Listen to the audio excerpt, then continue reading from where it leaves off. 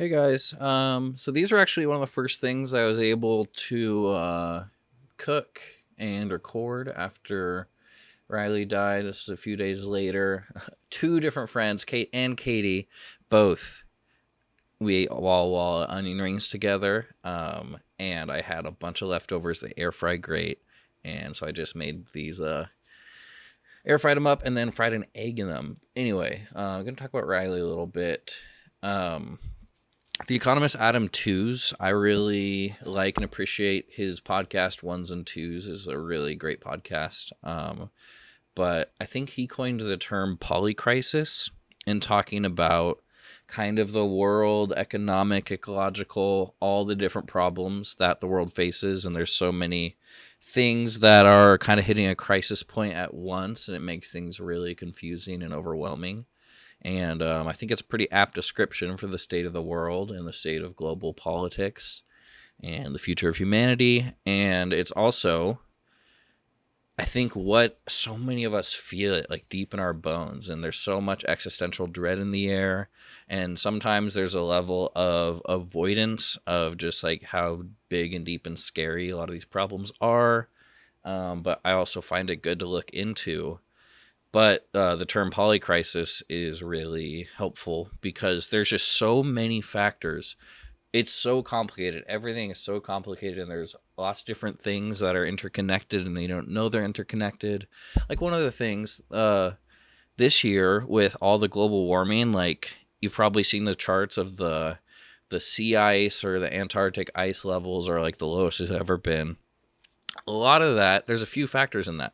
It's El Nino again, which is going to be hotter in the world. And then they've also found that from reducing sulfur emissions on global shipping, there was some new regulation that went into effect in 2020 that actually that sulfur was having a bit of an effect that was keeping the world a little bit cooler, especially up, I think, in the Atlantic Ocean or whatever.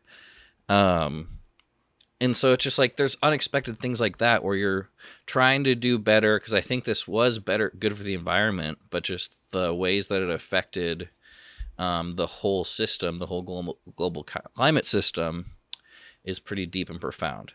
So anyway, I say this all because that polycrisis, like, it's where a lot of my anxiety comes from. It's where a lot of the feelings, like it's hard to know what the future holds and how to plan and how bad things are going to be. And then there's just so many headlines of awful stuff. There's a hurricane that's about to hit Los Angeles. Maui is in deep, deep trouble. And that's another crisis that has been happening along this personal crisis of mine.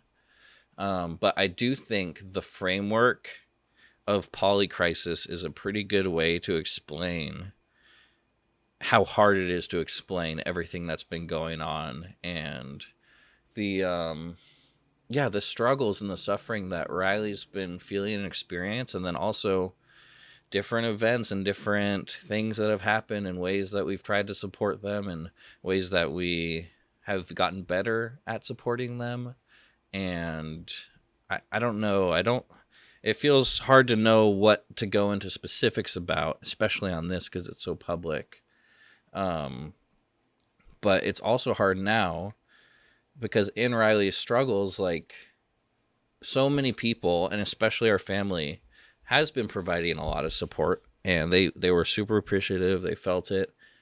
And so many like different kinds and different vectors of support, and they have different relationships with all of us, and there's different ways. Like sometimes I felt more like, especially when I was living quarantine and I was quarantining away, that was hard because I couldn't spend as much time with them as I wanted when they were going through some struggles. But there's still things I was able to do, and I'm happy for that.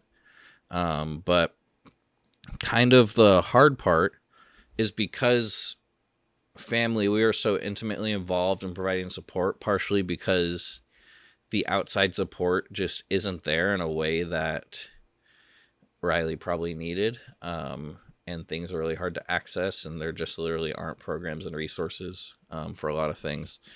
And so that leaves it on families and just anyone in nearby proximity to help out in different ways.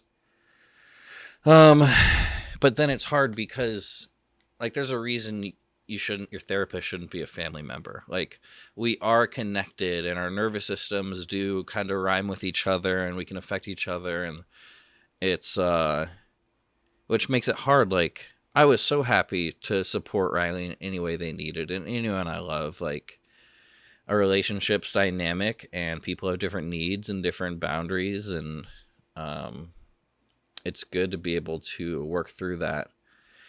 But it does make it hard now that they're gone.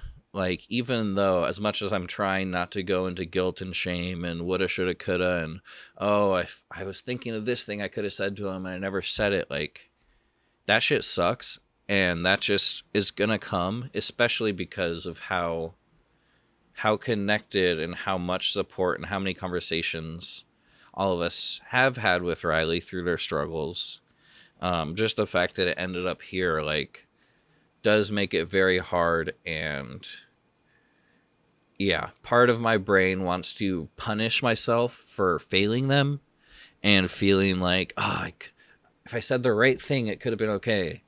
One of the first days of grieving, I was just like, in some ways, it did feel like I was trying to be Robin Williams in, like, Patch Adams or any of his roles when we interacted. Like, if we just have the perfect hangout and we can, like, share openly and I can provide just the perfect words of comfort to kind of help them be able to figure out their stuff and to know what they want and to have a certain clarity about the world.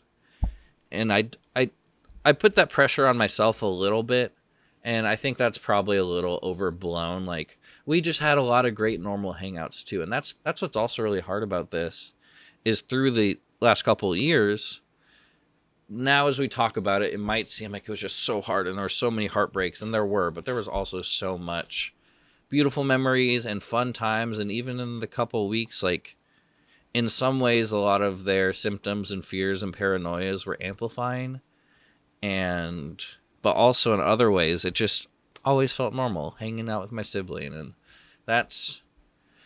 there's so much ableism and just stuff that goes on in the world, and we're not always super equipped to help people who are struggling. But it's important that, to me, that people know that it's not something where, like, Riley didn't have agency or they weren't connected. Like, there were so many good memories and so many good times, but they also had a lot of struggles. And I tried to support them as much as they could, but I mean, this is where we are now, and it sucks.